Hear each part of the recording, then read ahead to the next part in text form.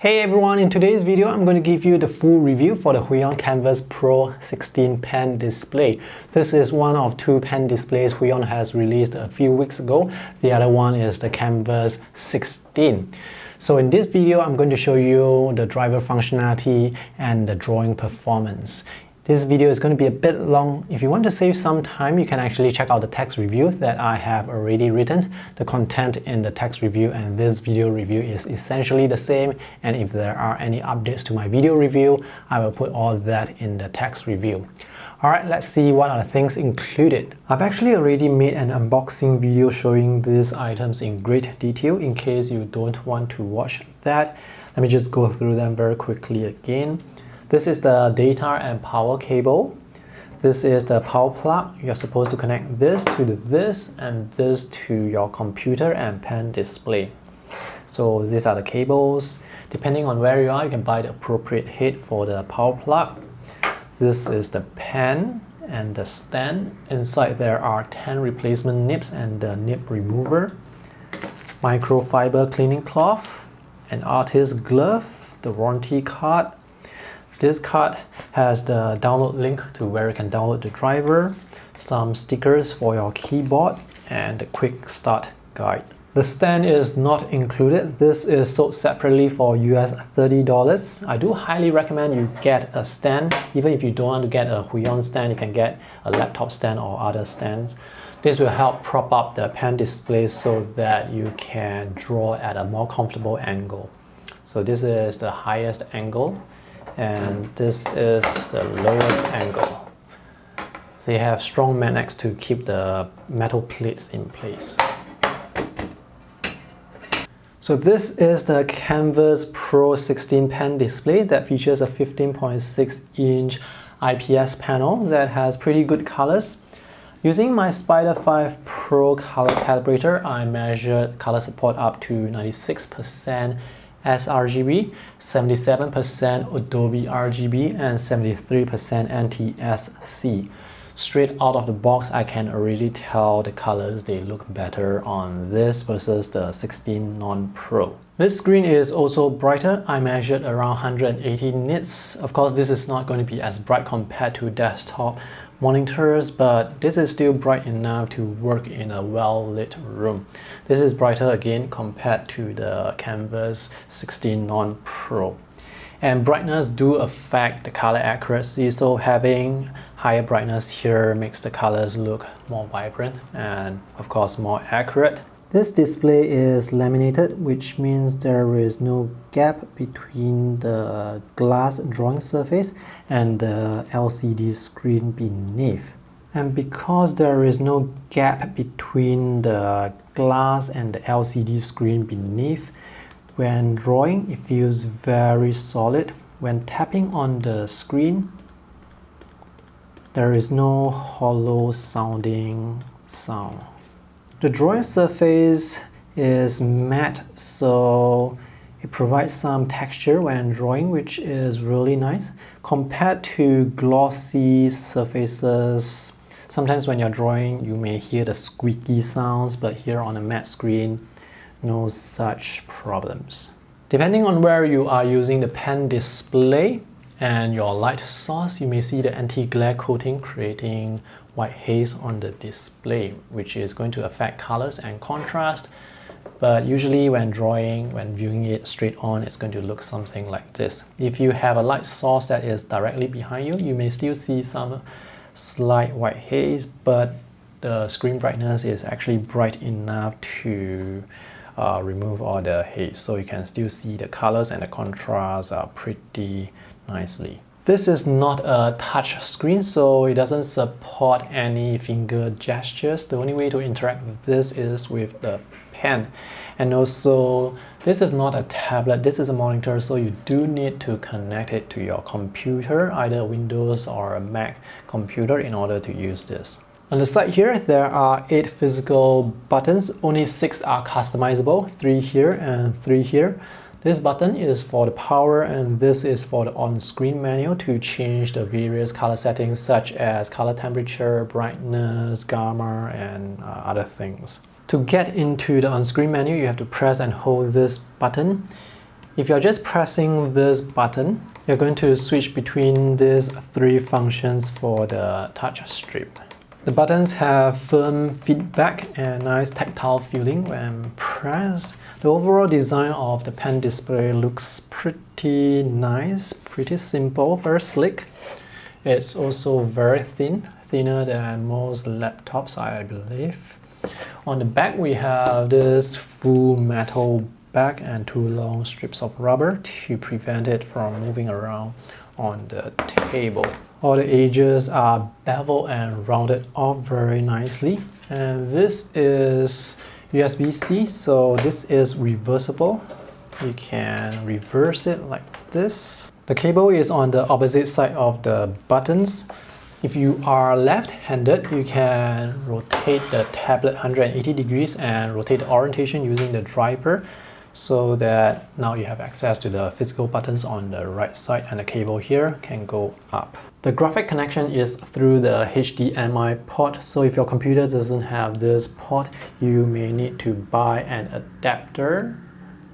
I'm using this HDMI to mini display port adapter. The build quality for this is very solid, and with the full metal back, it makes this feel more premium compared to the Kamvas Non-Pro, which has a plastic back. The pen included feels well made also. It has a nice weight to it, not too heavy and light. This is not powered by battery, so it doesn't require any charging. The design looks nice. Huge rubber grip that is quite comfortable to hold. The pen display supports slightly over 8,000 levels of pressure sensitivity and also has tilt sensitivity when used with this pen. And now let's see what the driver can do. The Windows and Mac driver that I'm using here in this video is the one from May 24th, 2019. If you are using this driver on Mac OS 10.14 Mojave, there are some additional setup that you have to go through. You have to give permission to the Huion driver and this tablet driver agent under Mac OS security and privacy settings. The instructions are all available on Huion's website. So here with the driver, you can customize the 6 physical shortcut buttons on the left side. Let's see what you can do with them, what you can change. So you can assign specific keyboard shortcuts, mouse functions, and if you are using dual monitors, you can assign one of the buttons to switch display. When you hit the button on the side, you will be able to move the cursor from one screen to the other and back to this screen if need be. You can also use the shortcut buttons to launch programs. And here you can change the pressure sensitivity of the pen using this slider. And the 2 side buttons here on the pen can be configured as well.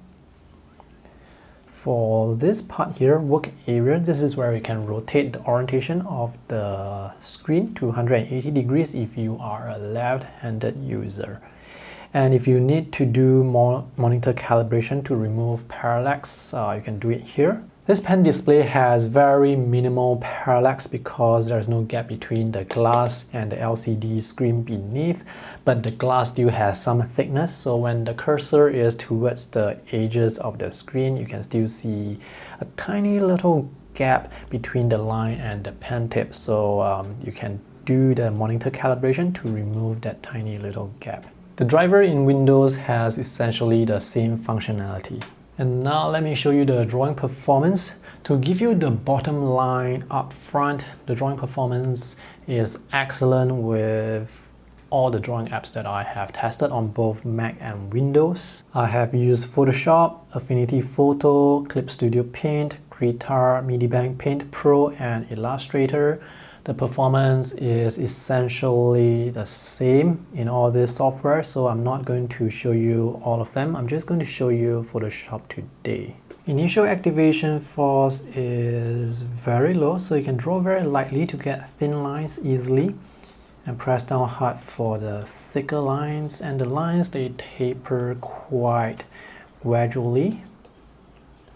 The transition from thin to thick it's quite good. What I mean by good is when you are drawing long lines like this, or when you're drawing slowly where the pressure doesn't vary too much, you are supposed to get consistent with consistent thickness, and that's the case here until you press down hard to get the thicker lines. And the curves here, they turn quite smoothly. So this is quite smooth. With some other pen displays or tablets, when you're drawing curves, sometimes the curve can appear angular, but that's not the case here. We can see very smooth curves. And also the transition from thin to thick, it's quite smooth as well.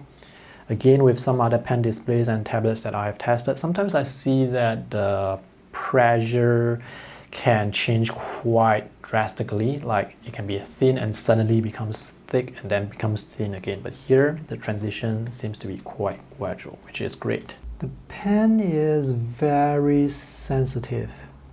So it's so sensitive that sometimes it can be a bit challenging to maintain consistent pressure, especially when you're drawing really slowly. So I'm drawing pretty slowly right now. Now the screen, even though it has a matte surface texture, I would still consider it to be a bit slippery. So it would take some time to get used to it, but it's really sensitive. And it's able to capture the lines that I want to draw really accurately. If you draw faster, the lines are going to be smoother and the pressure is going to be more consistent, of course. So you can get really beautiful lines. The line quality of this pen display, it's fantastic. So let me just press down a bit harder to get the thicker lines. So it's very predictable performance, which is what I'm looking for whenever I test out such tablets. There is no lag when drawing, so the lines, they come out almost instantly. This 15.6-inch display is a rather comfortable size to work with. There is enough space for you to draw freely. This drawing surface area, this is quite similar to A4, except the display it's wider. So if you have A4 at home, you can take a look at that. That's the size you can expect. The resolution supported is 1920 by 1080p. So you're going to see some pixelation, which is no big deal. This is still considered an adequate resolution for a screen this size. The menu bars, they are big enough to see, and also the buttons easy and comfortable to see and click on. As mentioned earlier, the colors are quite accurate. So if you are working with sRGB, you need to output your image to sRGB, for example, for display on the web. Then this display, the colors are accurate enough. I actually don't mind editing photos on this if my photos are only going online, but if I do need the extra color accuracy, I would actually open up the file on another monitor to check. This display has been on for a few hours already, and it doesn't give out much heat except for this small area here, which is a bit warmer. And if you want to be drawing for long periods of time, I do recommend you use the artist glove. If you sweat a lot, it's going to make the screen very greasy. So overall, it performs really well when it comes to drawing. And you can expect this level of performance with all the popular apps, the ones that I have tested: MediBang Paint Pro, Krita, Clip Studio Paint. All those will work very well. The only glitch that I experienced is on Mac OS. So when I try to configure the slider, this slider can only scroll up and down. When I try to configure it to other keyboard shortcuts, like to change brush size, it would default back to scrolling up and down. So something is wrong with the driver, but on Windows, the driver works perfectly. I've only shown you the line quality in Photoshop. If you want to check out the line quality with the other software, you can visit my text review. The link is in the video description below. I have additional drawing tests for all the other software that I have mentioned. Alright, to conclude, the Huion Kamvas Pro 16, it's a nice looking pen display with the premium feel because of the full metal back. The screen is nice, has good color accuracy, and the brightness is adequate, brighter compared to the Kamvas 16.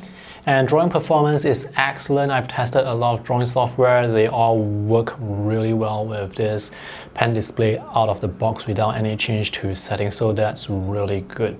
Now the price for this is $469 US. This is more expensive compared to the Kamvas 16, which is $379. Personally, for me, I would save a bit more money to get this Pro version, mainly because of the screen, which looks nicer, brighter, and the colors more accurate. There are no major deal breakers. The only issue I faced is on Mac OS. I wasn't able to configure the touch strip, which defaults to scrolling up and down. I actually wanted this to change the brush size, but there's some issue with the driver. So this can probably be fixed with an update to the driver. On Windows, you're not going to see any problems. So if you're in the market looking for a pen display, this is one that you should seriously consider. The line quality you can get with the pen, and with this pen display, it's really good. I have reviewed many pen displays on my YouTube channel and on my blog before. This is one of the better ones. Alright, so if you have any questions, let me know in the comment section below. I hope this video is helpful. See you in the next one. Bye!